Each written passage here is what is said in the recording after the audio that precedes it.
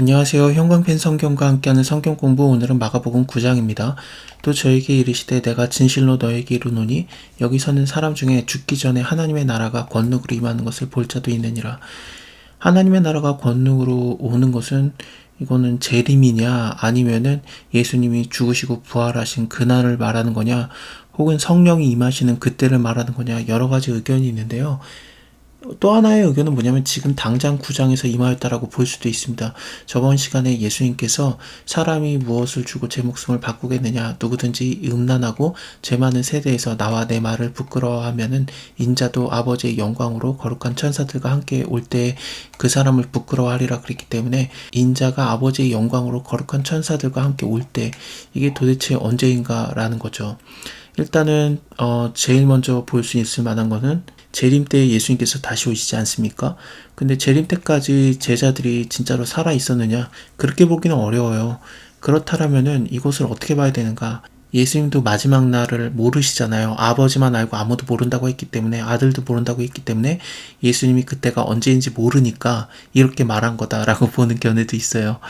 예수님이 진짜 빨리 오고 싶어 하시거든요. 요한계시록 마지막을 봐도 내가 진실로 너에게 속히 가리라, 그런 것들을 보면 그렇습니다. 어쨌든 근데 그게 조금 아쉽죠. 예수님이 아무리 그 나를 모른다고 해도 몰라서 그랬을까. 이게 좀 어감이 안 좋은 거죠. 그래서 이것을 성령이 임하는 때라고도 보기도 하고 아니면은 부활의 날 그때라고도 보기도 하거든요. 십자가 지시는 것과 부활의 날을 영광으로 보니까요. 요한복음 입장입니다. 예수께서 아직 영광을 받지 아니하신 거로 그런 식으로도 말이 나오거든요. 그거는 십자가 지신과 부활을 말하기 때문에 이 영광은 예수님의 십자가와 부활이다, 그렇게 보는 견해도 있습니다. 아니면 성령의 임하심으로도 볼 수 있는데, 왜냐면 온다라는 말 때문에 그래요. 제자들이 아직 살아있을 때 볼 수 있을 만한 거는 그런 일들이죠. 아니면은 바로 예수님께서 이런 말을 하시자마자 바로 영광을 입으셨다라고 보는 견해도 있습니다. 엿새 후에 예수께서 베드로와 야고보와 요한을 데리시고 따로 높은 산에 올라가셨더니 저희 앞에서 변형되사 그 옷이 광채가 나며 세상에서 빨래하는 자가 그렇게 희게 없을 만큼 심히 희어졌습니다. 이에 엘리야가 모세와 함께 저희에게 나타났는데 예수로 더불어 말씀하실 때 베드로가 예수께 고하되 라비여, 우리가 여기 있는 것이 좋사오니 우리가 초막셋을 짓되 하나는 주를 위하여 하나는 모세를 위해서 하나는 엘리야를 위해서 하사이다. 이거는 너무 무서워했기 때문에 자기가 뭐라고 말하는지도 모르고 말한 건데요. 잘못 말한 거예요. 왜냐면 예수님은 하나님이시잖아요. 하나님과 동등 본체이신데, 그래서 이런 모세라든지 엘리야랑 같은 급으로 노는 것 자체가 말이 안 돼요. 그리고 예수님을 잘 모른다고 해도 모세랑 엘리야를 같은 급으로 보는 거, 이것도 말이 안 됩니다. 왜냐면은 모세는 정말 대단한 인물이에요. 하나님과 얼굴을 대면해서 서로 친구처럼 얘기하는 자였고, 엘리야도 대단하기는 하지만 근데 많은 선지자 중에 하나였고요. 근데 모세는 구약에서 이 사람을 능가할 자가 사실은 없어요. 그런데 모세랑 엘리야를 같은 급으로 놓은 것 자체가 아닌 겁니다. 예수님도 당연히 같은 급이 아니에요. 하나님이시니까요. 예수님은요. 근데 동등하게 초막셋을 지는다니요. 그래서 마침 구름이 와서 저희를 덮고 구름에서 소리가 납니다. 베드로에게 네가 잘못 알고 있는 거 내가 다시 가르쳐주겠다라고 말하시는 것처럼 하나님 아버지께서 직접 얘기를 하는 거예요. 이는 내 사랑하는 아들이니 너희는 저의 말을 들으라 하는지라. 이렇게 말씀하셨으면은 예수님이 바로 하나님의 아들이구나, 그걸 깨달아야 될 거 아니겠습니까? 지금까지 예수님께서 제자들의 그 귀가 닫혀 있는 거, 그리고 눈이 닫혀 있는 것을, 영적으로 닫혀 있는 걸 말합니다. 그것을 뜨게 해주시려고 에바다 하면서 열리라고도 말했었고, 그 다음에 바로 전에도 침을 바르시면서 이렇게 눈을 뜨게 하는 거, 그런 것들을 다 했는데 아직까지도 보지 못하는 거거든요. 그래서 이렇게 한 번 더 하나님 아버지께서 얘기를 해줬으면은, 그래 예수님은 하나님의 아들이지, 그걸 알아야 되는데 둘러보고 있어요. 근데 아무도 보이지 않았다. 오직 예수와 자기들 뿐이었더라. 이게 무슨 소리입니까? 베드로랑 야고보와 요한이 예수님이 하나님의 아들이라는 것을 아직까지도 모르고 이 말을 들었음에도 불구하고 다른 자, 모세랑 엘리야를 찾으려고 둘러보고 있었던 거예요. 이게 문제가 되는 거죠. 아직 눈이 멀어있는 상태이긴 합니다. 뜨긴 떴는데 잘 보지 못하는 그런 상태인 거죠.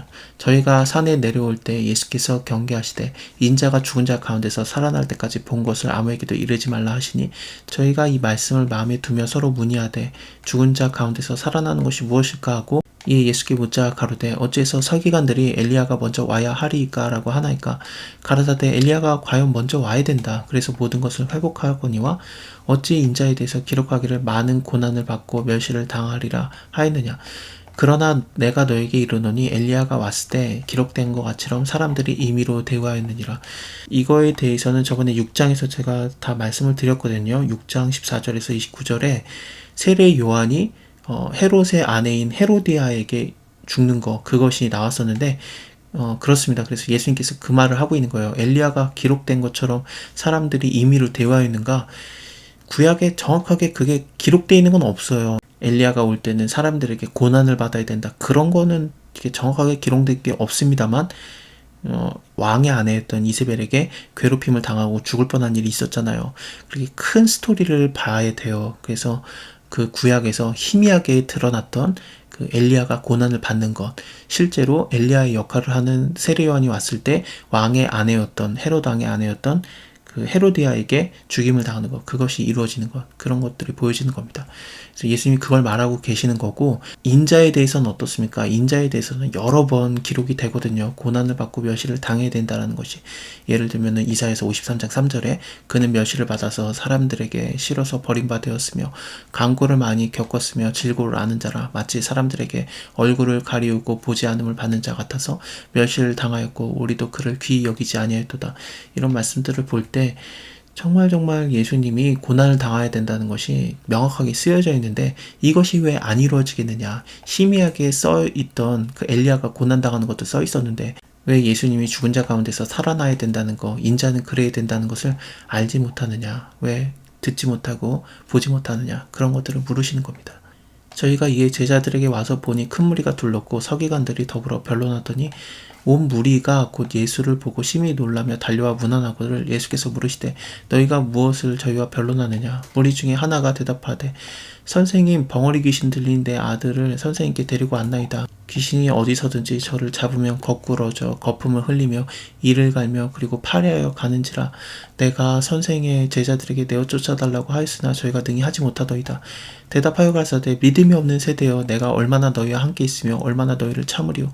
그를 내게로 데리고 오라 하시매 이에 데리고 오니 귀신이 예수를 보고 곧 아이로 심히 경련을 일으키게 하는지라. 저가 땅에 엎드러져 굴며 거품을 흘리더라. 예수께서 그 아비에게 물으시되 언제부터 이렇게 되었느냐 하시니 가로되 어릴 때부터입니다.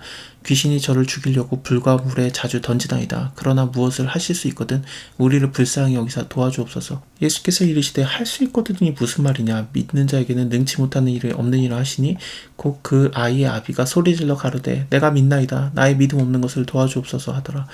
하나님한테 솔직하게 나가면 돼요. 하나님, 내가 말씀을 통해서 하나님의 능력을 알고 하나님이 나를 회복시키기를 원한다는 것도 다 알고 있고 나를 불쌍히 여기는 거 알고 있는데 도대체가 믿어지지가 않습니다. 나의 믿음이 없는 것을 도와주소서 하면은 그 믿음 없는 것을 도와주세요. 꾸짖지 아니하십니다.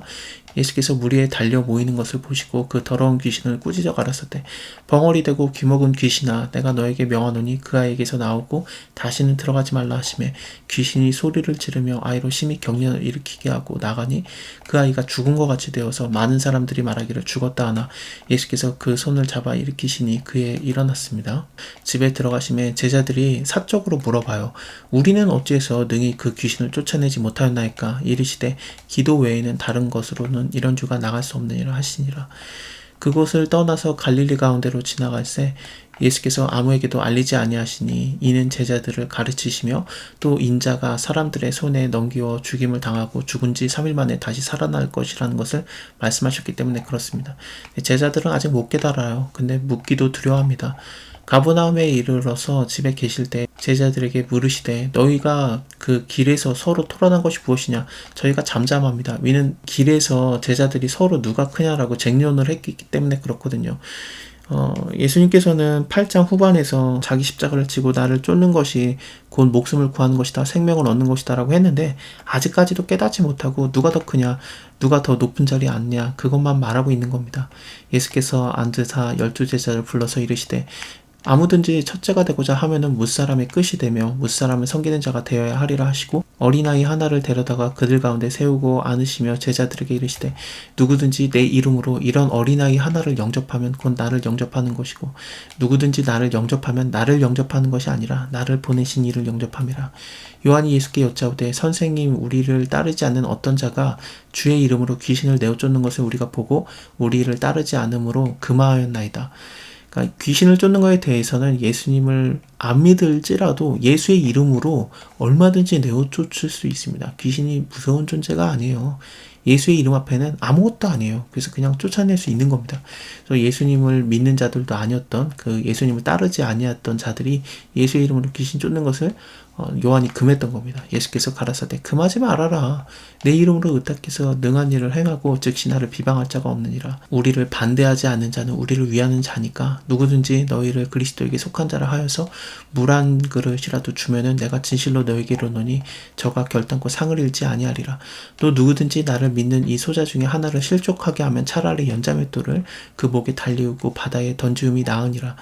연자맷돌이라는 게 그 소나 나귀가 끄는 굉장히 큰 맷돌을 말하거든요. 옆에 이 사진 보이시죠? 그렇습니다. 이것을 목에다가 달고 바다에 던져진다는 것은 절대로 살아나오지 못해요. 이 말은 하나님의 사랑하는 자, 소자라고 할지라도 실족하게 하면 안 된다는 거죠.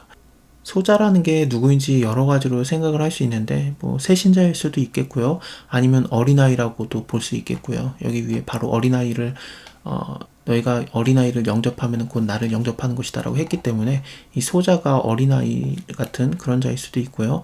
아니면은 좀 많이 관심을 못 받는 그런 사람일 수도 있습니다. 어쨌든 그런 사람이라고 할지라도 실족하게 되면은 하나님께서는 그것을 너무너무 싫어하시기 때문에 그 실족하는 자는 연자맷돌을 그 목에다 달리고 바다에 던져지는 것이 낫다라고 말하시는 겁니다. 만일에 네 손이 너를 범죄케 하거든 찍어버려라. 불구로 영생에 들어가는 것이 두 손을 가지고 지옥 꺼지지 않는 불에 들어가는 것보다 나으니라. 어떤 사본에는 거기에는 구더기도 죽지 아니하고 불도 꺼지지 아니하느니라 라는 말이 있습니다. 만일에 네 발이 너를 범죄케 하거든 찍어버려라. 절뚝발이로 영생에 들어가는 것이 두 발을 가지고 지옥에 던지우는 것보다 나으니라. 만일에 네 눈이 너를 범죄케 하거든 빼어버리라. 한 눈으로 하나님 나라에 들어가는 것이 두 눈을 가지고 지옥에 던지우는 것보다 나으니라. 거기는 구더기도 죽지 아니하고 불도 꺼지지 아니하느니라.